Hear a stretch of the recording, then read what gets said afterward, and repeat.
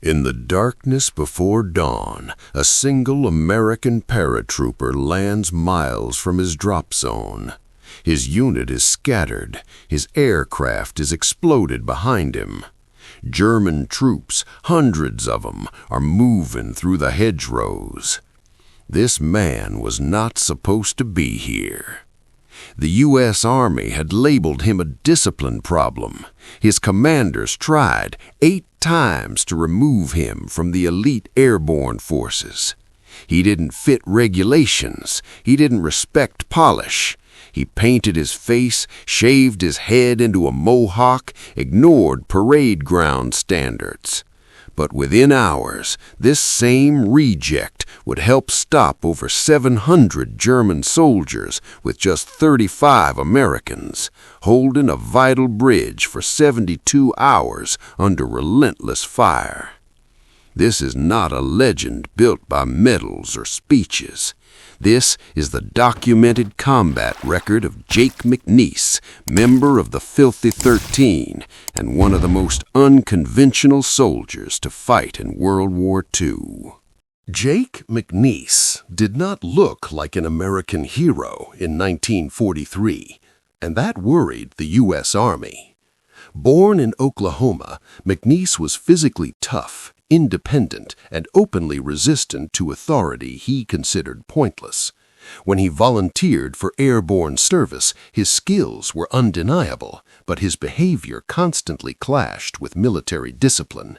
He accumulated punishments, disobeyed grooming standards, and openly mocked regulation life. Within the 101st Airborne Division, McNiece became part of an unofficial demolition and sabotage unit, later nicknamed the Filthy 13. They shaved their heads into mohawks, painted their faces before combat, and trained relentlessly for behind-the-lines destruction. Their job was not to look professional, it was to survive and complete missions others could not. Commanders tried repeatedly to remove McNiece from the airborne, 8 formal attempts, citing discipline issues. Every time, his combat capability overruled paperwork. The Army didn't trust him in peacetime formations. But war was coming, and the Army would soon learn that unconventional soldiers were often the only ones who could operate when plans collapsed. Just after midnight on June 6, 1944, Jake McNiece boarded a C-47 Skytrain over the English Channel. His objective was clear: land behind enemy lines, disrupt German movement, and seize key terrain ahead of the amphibious landings. Nothing went as planned.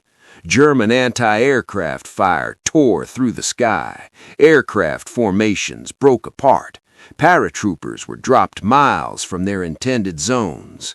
McNiece's plane was hit, and moments after he exited, the C-47 exploded, killing those still aboard. He landed alone in the dark hedgerows of Normandy. No unit, no radio, no clear map reference. Instead of freezing or retreating, McNiece began doing what airborne doctrine demanded but rarely achieved. He gathered scattered soldiers, regardless of unit, and moved toward the mission. By dawn, McNiece had assembled roughly 35 paratroopers, fragments of different companies, armed lightly, low on ammunition, but positioned near a strategic crossing, the bridge at Chef-du-Pont.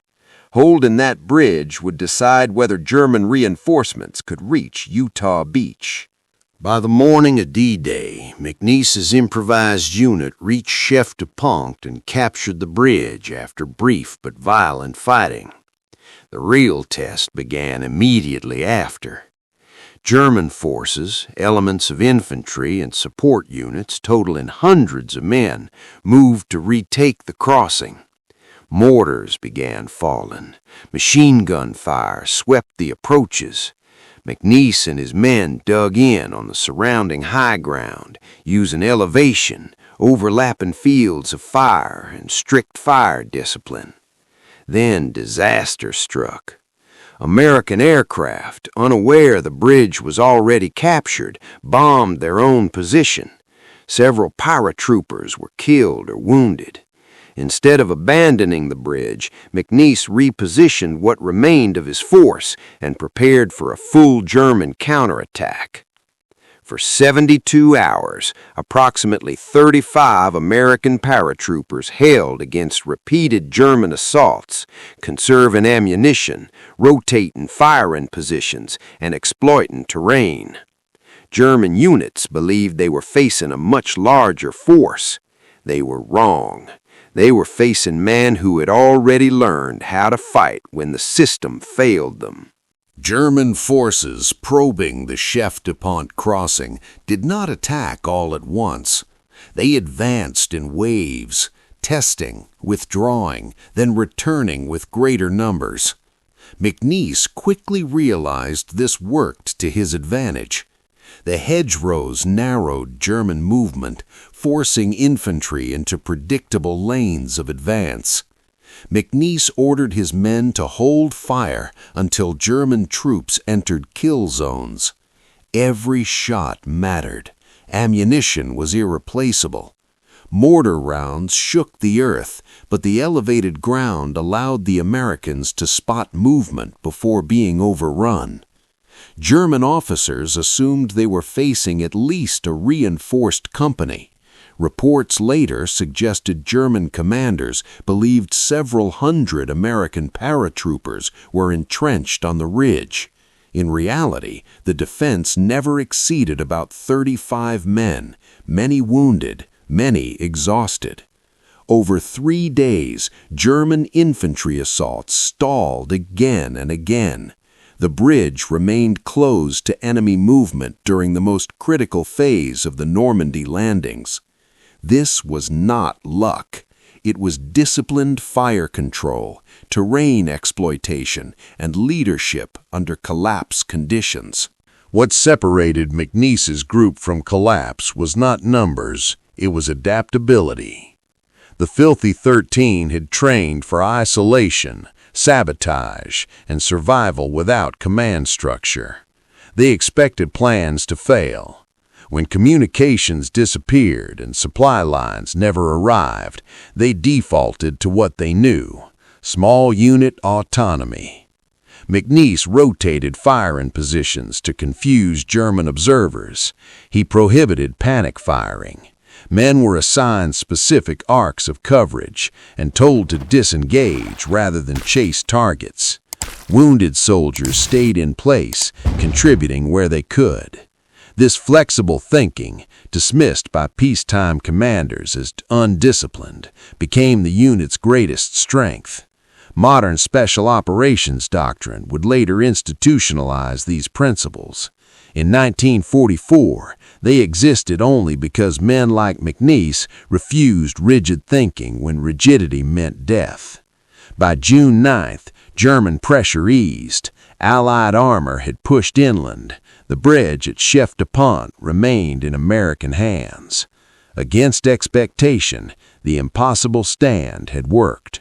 When reinforcements finally reached the position, there was no ceremony. No official count of enemy casualties was recorded. No citation captured the scale of what had been held. The war did not pause to recognize small groups that quietly prevented catastrophe. McNiece moved on with his unit as operations continued across Normandy. He did not request commendations. He did not file reports seeking recognition. Like many airborne veterans, he understood something simple: the mission mattered more than memory. The bridge he helped hold allowed American forces to expand the Utah Beach lodgment and prevented German counterattacks during the invasion's most vulnerable hours. History advanced because the crossing stayed closed. Few outside the unit ever knew why. 6 months later, the war tested McNiece again. In December 1944, German forces launched a surprise offensive through the Ardennes, what would become known as the Battle of the Bulge. The 101st Airborne was rushed to Bastogne, where it was quickly surrounded. Freezing temperatures grounded aircraft. Supplies ran dangerously low. Without accurate drop guidance, resupply attempts risked falling into German hands. McNiece volunteered for another high-risk mission, parachuting into the encircled town to mark drop zones and guide C-47 resupply aircraft through heavy fog and enemy fire. Once again, he entered a collapsing situation without guarantees because others could not. The supplies that followed kept the division alive until relief forces arrived.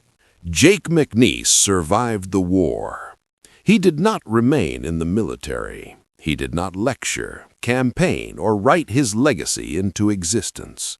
He returned home and worked quietly, eventually in the Postal Service, one of countless veterans who carried extraordinary records without public recognition. Today, modern military analysts often cite examples like McNiece when explaining why elite units prioritize adaptability over conformity. His story resonates not because he was perfect, but because he was effective when perfection failed. The Army once tried to erase him. History kept him. Over time, Jake McNiece became inseparable from the group he was part of, the Filthy 13. They were not a formal unit in Army paperwork, but an operational reality.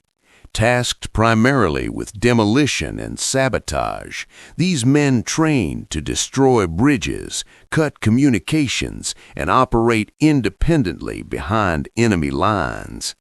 Their appearance, mohawks, war paint, was not theatrical, it was psychological, intended to intimidate opponents and reinforce group identity. Popular culture would later exaggerate their image, especially after films loosely inspired by them. But the historical record is clear. The Filthy 13 were effective because they trained for isolation and uncertainty.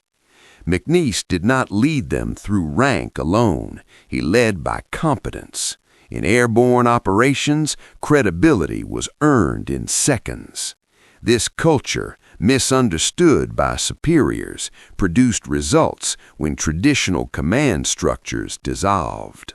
In the decades after the war, the Filthy 13 inspired characters and films like The Dirty Dozen. The imagery stuck: rebellious soldiers, disregard for authority, chaotic violence. What did not survive adaptation was discipline. McNiece and his men were not reckless. Their effectiveness depended on control of fire, movement, and emotion. They avoided unnecessary engagements. They disengaged when outnumbered. They understood that survival equaled mission success. Hollywood remembered the defiance. History remembers the restraint.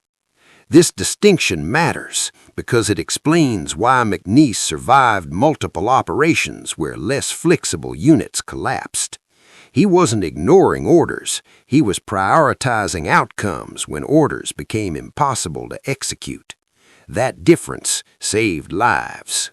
From an institutional perspective, McNiece was difficult. He challenged arbitrary authority. He resisted cosmetic discipline. He embodied a personality the peacetime Army feared would undermine uniformity. In training environments, this made him a liability. In combat, it made him indispensable. The Army's repeated attempts to remove him were not personal, they were systemic. Militaries depend on predictability. McNiece operated best in unpredictability. World War II forced an uncomfortable realization. Not every effective soldier fits regulation templates. Some of the most valuable personnel function poorly inside rigid systems until systems break.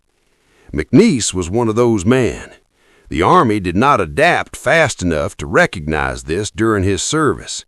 Modern doctrine would arrive decades later. During Bastogne, McNiece's role guiding resupply aircraft was not a one-time gesture, it was sustained risk. Drop zones had to be marked accurately, despite fog, snow, and enemy observation. A miscalculation meant supplies landing in German lines or aircraft flying directly into anti-aircraft fire. McNiece operated exposed, coordinating visual signals under threat of artillery. These drops delivered ammunition, medical supplies, and food that kept the 101st Airborne operational during encirclement. General Anthony McAuliffe's famous response, "Nuts," became history. Less visible were the men who made survival possible. McNiece was one of them. Again, no recognition followed immediately. Decades after the war, historians and veterans began filling the gaps official records left behind. McNiece's actions at Chef-du-Pont and Bastogne surfaced through eyewitness accounts, unit histories, and airborne documentation. He eventually received recognition, not because he demanded it, but because history caught up.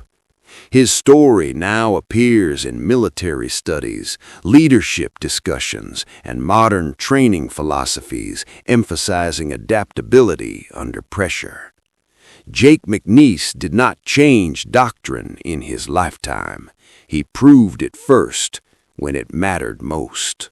Military planners analyzing Normandy later noted how fragile the early hours of D-Day truly were. German counterattacks near Utah Beach could have isolated landing forces before Allied momentum formed. The stand at Chef-du-Pont was not designed to be heroic.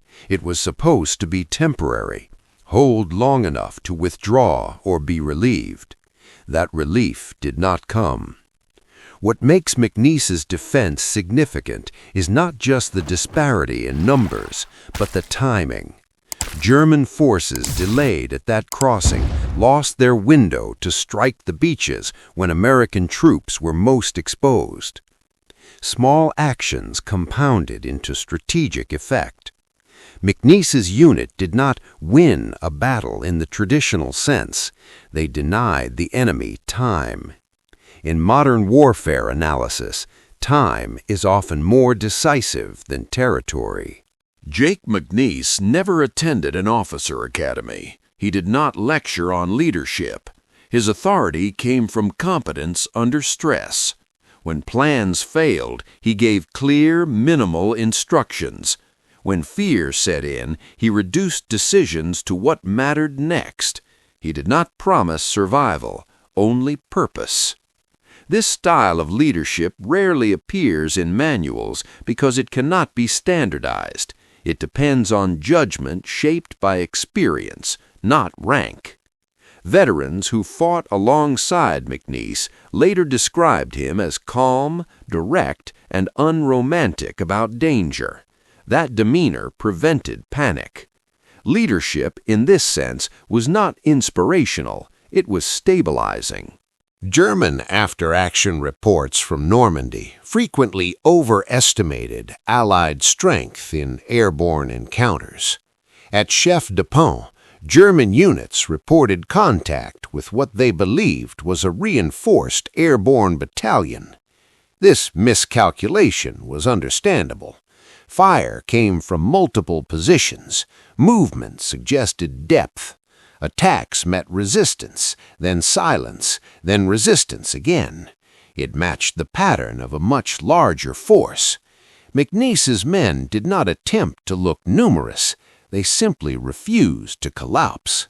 Psychologically, uncertainty paralyzes attackers more effectively than visible resistance. The Germans were not defeated tactically. They were denied clarity.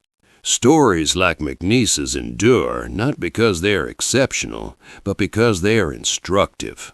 They show how institutions often misjudge value, how nonconformity can signal risk in peacetime, but resilience in crisis, how effectiveness sometimes hides behind inconvenience. Viewers responding to this story decades later often note the same lesson. Success does not require fitting the mold. That resonance is not nostalgia, it is recognition. The modern military quietly absorbed these lessons. Selection processes evolved, flexibility became a virtue, initiative became protected. Men like McNiece forced that evolution without ever demanding credit. When the war ended, Jake McNiece returned to civilian life. He did not capitalize on his experiences.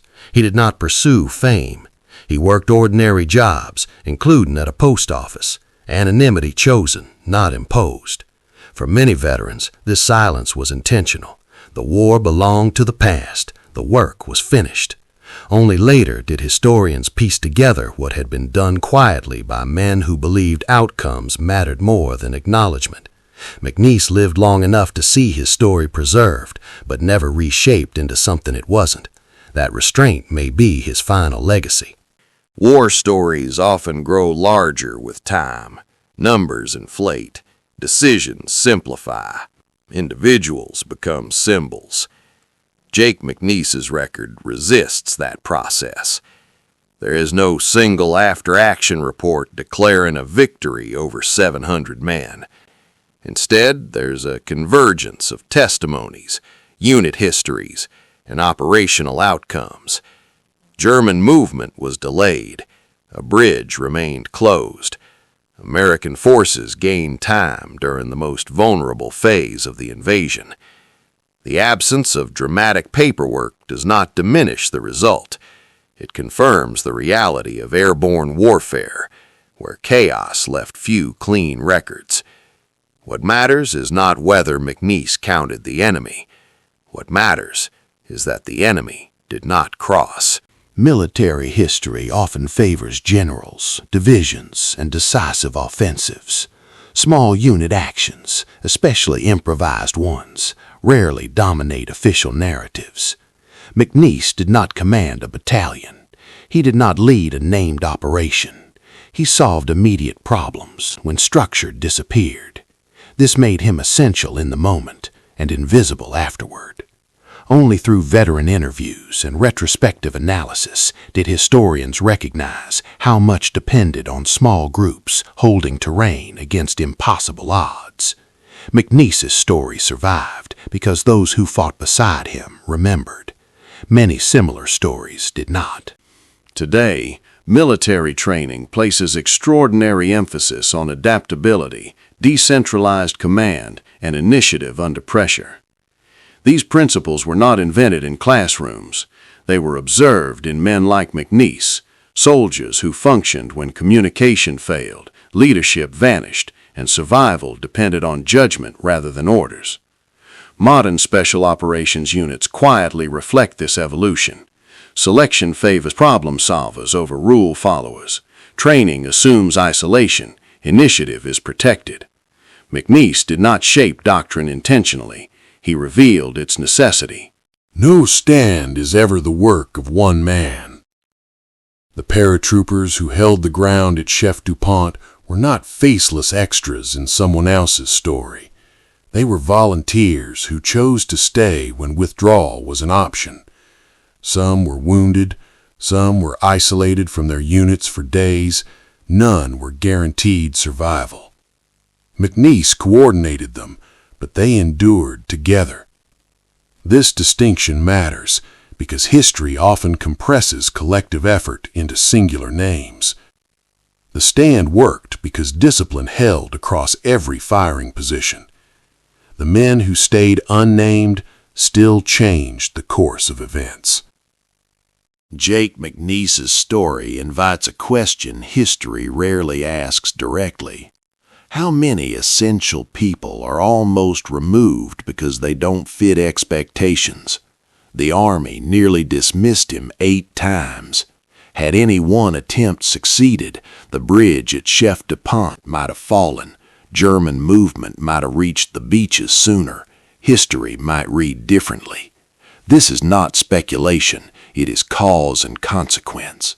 McNiece did not succeed despite being unconventional. He succeeded because of it. World War II is remembered through sweeping offensives, famous speeches, and iconic commanders. But wars are not won only by those whose names appear in headlines. They are also won by men who operate in obscurity, who make correct decisions when no guidance exists, and who accept that recognition may never come. Jake McNiece belonged to that category. He did not seek to represent an ideal soldier. He sought to complete missions when systems failed. His value emerged not in controlled environments, but in moments when unpredictability was total. History often struggles to celebrate such figures because their success resists neat storytelling. Yet without them, larger victories collapse. McNiece was not an exception to military history. He was one of its quiet foundations. Jake McNiece did not define himself by rejection. When the Army questioned him, he stayed. When his plane exploded, he moved forward. When outnumbered, he held.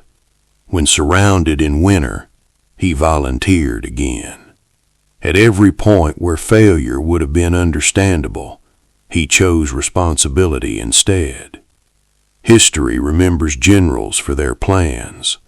It remembers soldiers like McNiece for what they did when plans collapsed.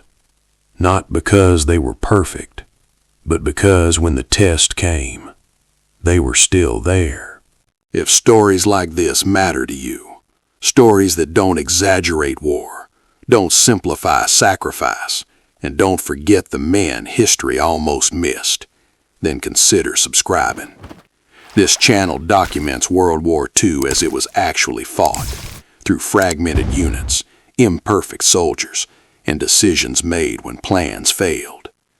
New documentaries are released regularly, each built from historical records, eyewitness accounts, and careful reconstruction, so these stories remain accurate, grounded, and preserved. Subscribe to ensure these forgotten moments and the people behind them are not lost again.